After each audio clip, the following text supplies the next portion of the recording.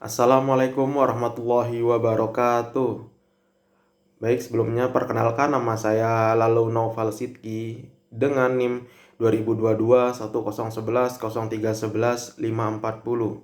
Baik, di sini saya akan menjelaskan tentang materi yang bertemakan hubungan antara sistem permasyarakatan dengan tujuan pemidanaan menurut Kitab Undang-Undang KUHP Nasional.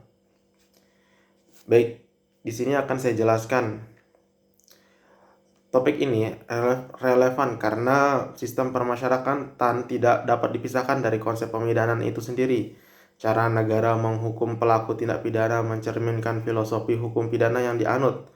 Oleh karena itu, perubahan paradigma pemidanaan dalam KUHP nasional secara langsung berdampak arah dan pelaksanaan sistem permasyarakatan di Indonesia.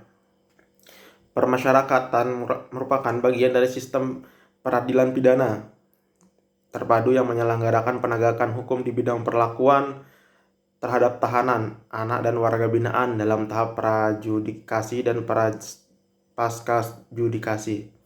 Penyelenggaraan permasyarakatan sebagai bagian dari sistem peradilan pidana terpadu berdasar pada sebuah sistem yang disebut sebagai sistem permasyarakatan yang merupakan suatu tatanan mengenai arah dan batas serta metode pelaksanaan fungsi permasyarakatan secara terpadu antara petugas, tahanan, anak, dan warga binaan masyarakat.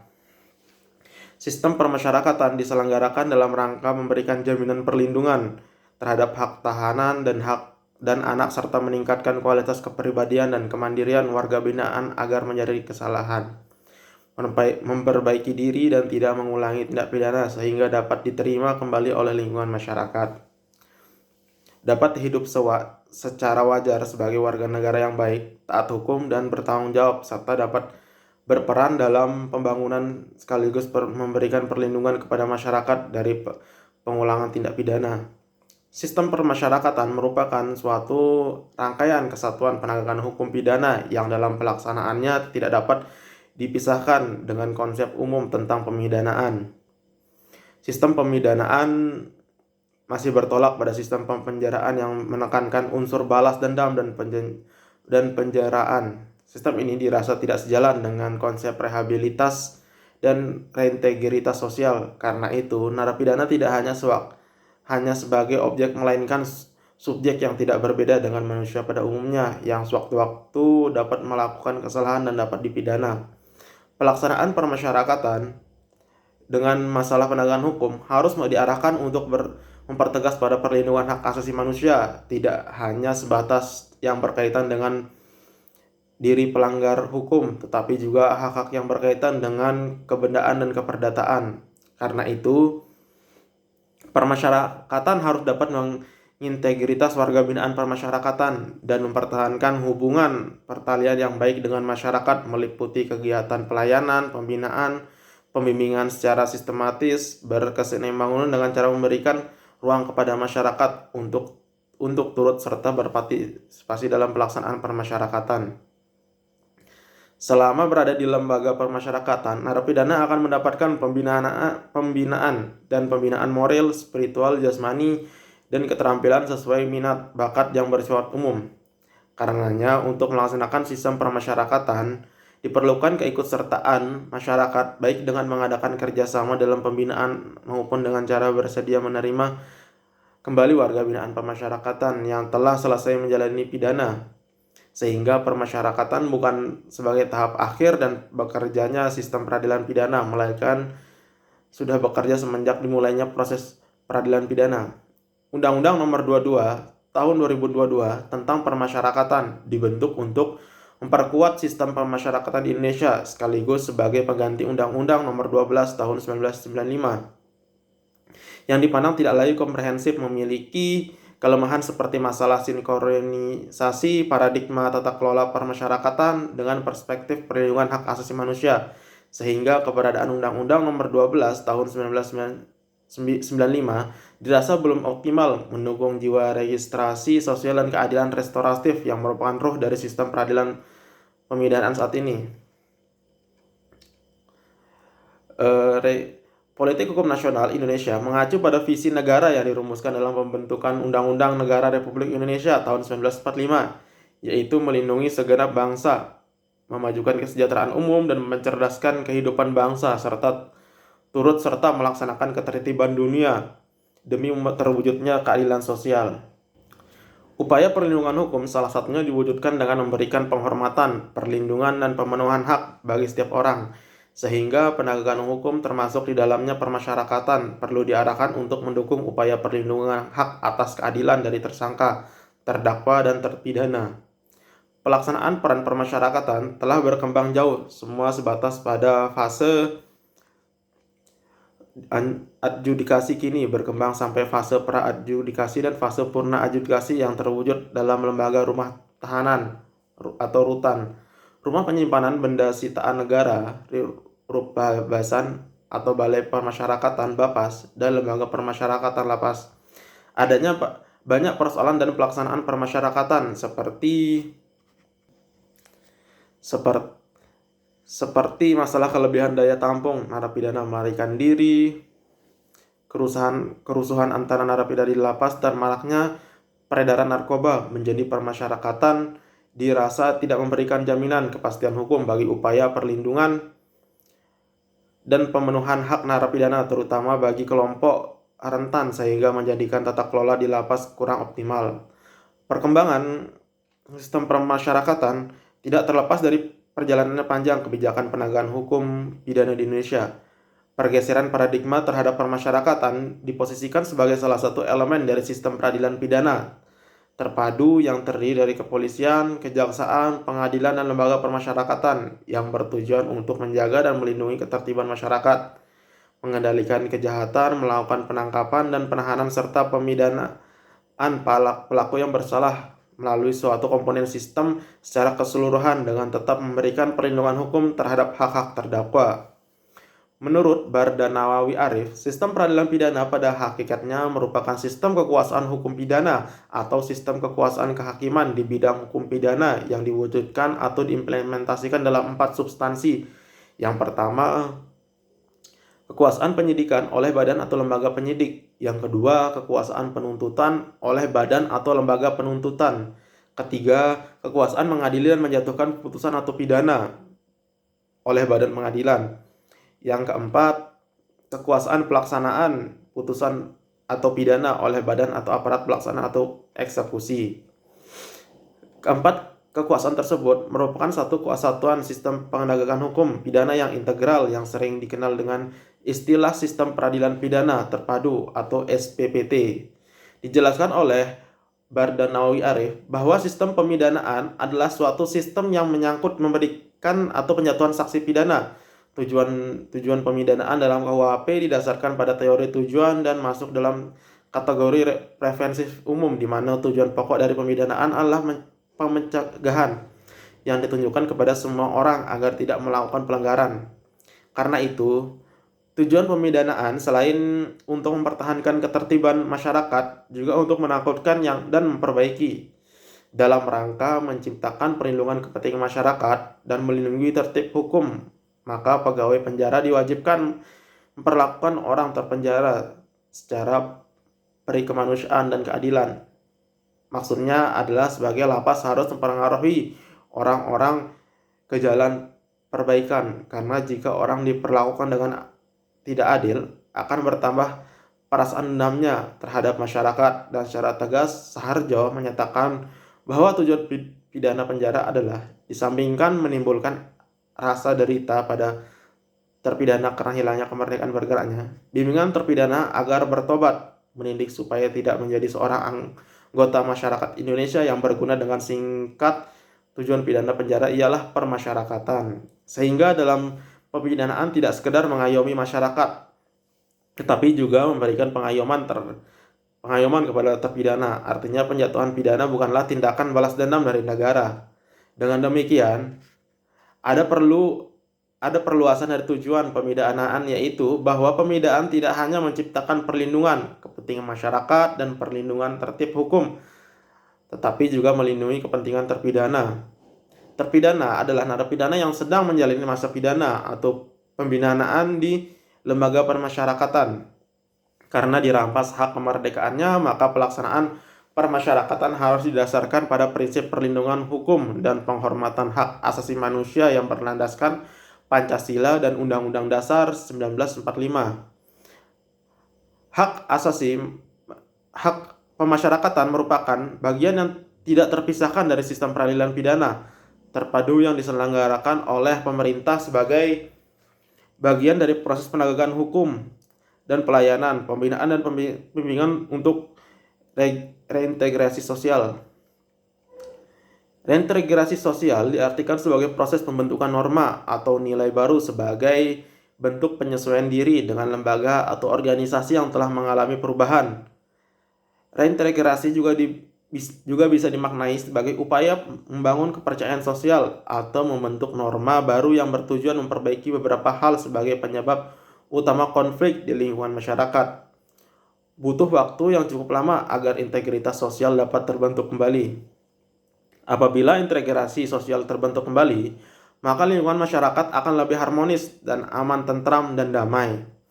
Saat ini, telah terjadi pergeseran paradigma baru tentang berlakunya hukum pidana secara universal di seluruh dunia bahwa pemidanaan bukan berdasarkan aliran retributif yang menitik beratkan pada pembalasan yaitu pidana sebagai sarana balas dendam, melainkan berdasarkan keadilan korektif bahwa pelaku tidak pidana dikenai sanksi lembaga korektif dari kesalahan yang dilakukan yaitu melalui suatu proses pembinaan di lembaga pemasyarakatan atau lapas yang diilhami oleh filosofi rehabilitatif. Adanya pergeseran paradigma ini sesungguhnya bukan hal baru karena konsep keadilan restoratif merupakan bentuk reintegrasi sosial yang dikenal dan dalam sistem permasyarakatan.